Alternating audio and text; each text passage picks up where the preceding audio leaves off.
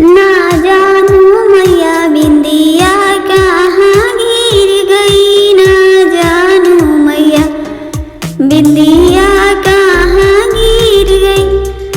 फूलवा लोढ़ना गई में मेरा बिंदी संगी गई, फूलवा लोढ़ना गई में मेरे बिंदी संगी गई। ना जानू मैया बिंदी कहाँ गिर गई, ना जानू मैया फुलवे में लिपटी गई। ना जानू मैया बिंदिया कहाँ गिर गई। जलवा भरना गई में मेरी बिंदी संगी गई, जलवा भरना गई में मेरी बिंदी संगी गई। ना जानू मैया जलवे में लिपटी गई, ना जानू मैया जलवे में लिपटी गई।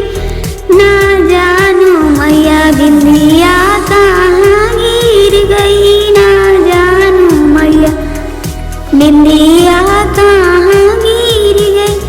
भोजन बनाने गई मेरी बिंदी संगी गई, भोजन बनाने गई मैं मेरी बिंदी संगी गई। ना जानू मैया भोजने में लिपटी गई, ना जानू मैया भोजने से लिपटी गई।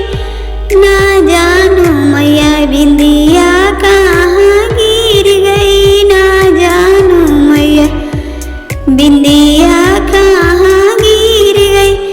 दूधवा मिलाने गई मेरे बिंदी संगी गई, दूधवा मिलाने गई मेरे बिंदी संगी गई। ना जानू मैया दूधवे से लिपटी गई, ना जानू मैया दूधवे से लिपटी गई। ना जानू मैया बिंदिया कहाँ गिर गई, ना जानू मैया बिंदिया कहाँ गिर गई।